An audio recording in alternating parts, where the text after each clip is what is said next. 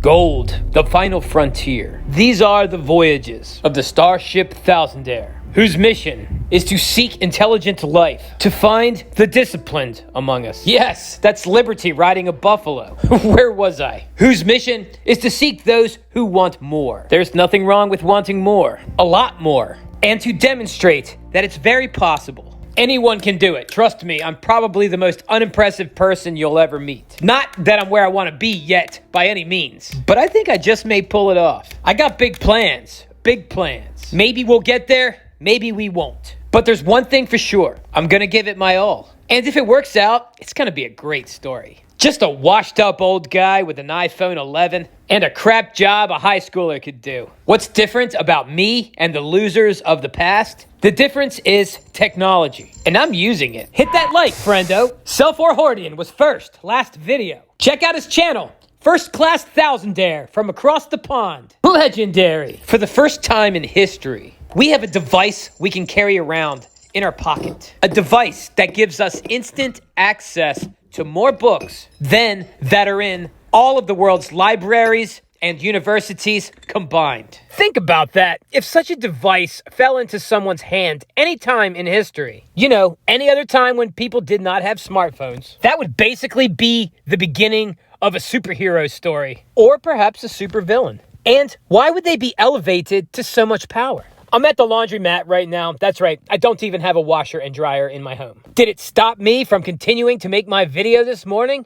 Nope, I brought my phone with me. What a sight. I have a copper, a silver, a gold, and a Bitcoin. It's amazing. I'm just using my phone, and you're gonna see this video a little later this morning. I know, it's not that impressive anymore. Everyone has a smartphone. Everyone has millions of books in their pocket, and they're reading all of the time. I don't think they are. Why else would a smartphone any other time in history elevate someone to super powerful? Well, you can have almost anything sent anywhere without even talking. And you can do that from pretty much anywhere, even while you're at a low-wage job. Any other time in history, we would basically call that a telekinetic cyborg. You've probably already used that power. Perhaps not to buy, sell, and move goods throughout the world to obtain dominance, but you've probably had a handy-dandy item shipped to your doorstep.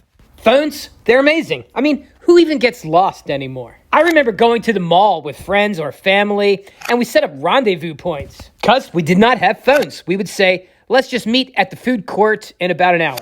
Do we even really need to say goodbye to anyone anymore? I mean, it's like we're always connected. It's amazing how we can simply find like-minded individuals. Stacking and coin collecting has never been so social. This, in the past, has been an endeavor of isolation. My mind's all over the place this morning. I'm starting to wonder if my online consciousness is now more expansive than my physical consciousness. Am I even living linear anymore? I'm talking to so many at once, some in the past, some in the future, and I'm even talking to myself. Still alive, but not trapped in a body. There is a point to this madness.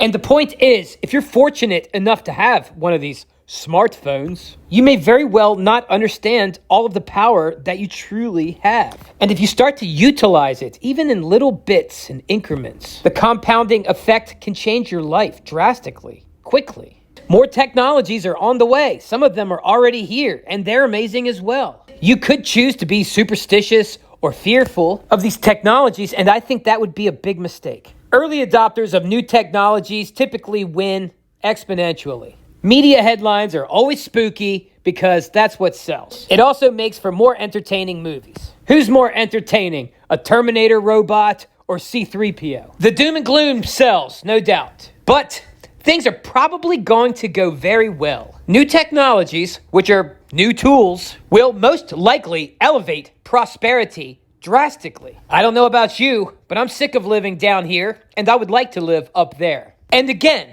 this is a rare time in history. Have you ever heard the saying, when the shoe shine boy or the cab driver starts talking about a stock, it's time to sell? These days, if someone uses that statement, I believe they are pretentious, arrogant, a fool. The cab drivers and the shoe shine boys knew about Bitcoin before Wall Street. The shoe shine boy has a computer in his pocket.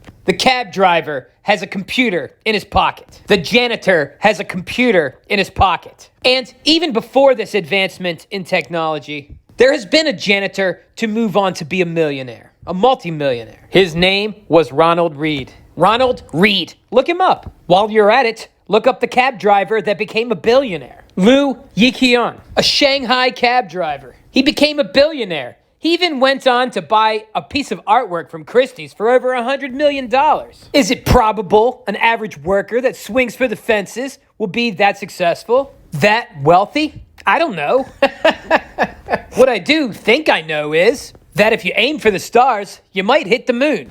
We have a lot of opportunity these days. If you're watching this, chances are you already have the tools you need to do some major things. What do you use your technology for? The phone in your hand is both an amplifier and a double-edged sword. It can amplify your intelligence or capabilities, or it can amplify your ignorance and laziness. And if you don't consider that or think about that consciously, well, the advertisers and the current are going to take you to the latter. If you click on things using impulsive, base desires like doom and gloom or gossip, anything with a narrative like you're some kind of victim, more of that crap is going to be suggested to you. You're going to watch it, you're going to talk about it, and other people that watch crap are going to crowd around you. And congratulations, you've been sucked into a society that uses everything at their disposal for worthless things to accomplish nothing of real substance. Or you could take some real time and think about, who is it that you want to be? What do you want to have? Who do you want to be around? Really think about these things. And when you come up with the answers, write them down. Don't let them get forgotten and fade off into the ether. Are you embarrassed by these goals? Do they seem like they're out of your league? Or are you just laughably ambitious, unrealistic? Excuse me while I prepare some breakfast. I haven't had food for 20 hours. I wake up, I have some coffee, water, and some salt chips. Or salt flakes, rather. I eat them for minerals. Anyhow, goals should be big, and they should be laughable, especially to your average peasant. So let's assume you actually do what I say and write these big goals down. I know, probably not. I got this filet for $12.50. What could you get for that at a restaurant? Probably not a 10-ounce filet. If you learn how to cook, many foods become affordable. So let's say you wrote down a big goal or two. Not gold, a goal. Write down next to the goal when you would like to have it accomplished by. Then figure out how many years, months, weeks, days until that goal is to be accomplished. Then figure out what you would need to do each day to accomplish that goal by that time. Is it possible? Many times it is. So now you know something you need to do every single day. Pick a time slot out of that day. When are you going to do this thing? I think if it's something important that you want, start right away in the mornings. But whatever, you pick the time. I think it should be the same time though, because we want to develop a habit. It will take some drive and willpower for a little while, but we're not going to depend on willpower forever because willpower gets exhausted. Now I'm no major success yet, but I do okay for my station in life. I revisit my goals, where I want to be in the future. What kind of person do I want to be? How wealthy do I want to be? How free do I want to be? Multiple goals, multiple daily habits that I must develop until I build a perfect daily routine. Got a letter from Poor Man Stacking. I'm a multi-thousandaire. Just saying. Someone gave me this piece of money, so I'll pass it along. Count me in. If only I was as good looking as I am rich with dimes. We all got to play the hands we were dealt. Poor Man Stacking, thank you so much. If you're familiar with the channel, my ambition is to have as many Mercury dimes as I do subscribers. And ambitious it is. A moving target that seems to be getting further, not closer lately. That's okay though, we'll figure it out. After all, it's not 100% the goal, probably nowhere near it. It's the journey. The community will grow. I will eventually have a 1-for-1 dime to subscriber ratio complete. And it will be a glorious sight. This goal, this channel, could even push me to one day become a Mercury dime millionaire. It could happen, especially with this inflation. Poor Man Stacking, I will add you to the jar of friendos. Go and be with the others now. The thousandaires are a coming, world. One drip at a time.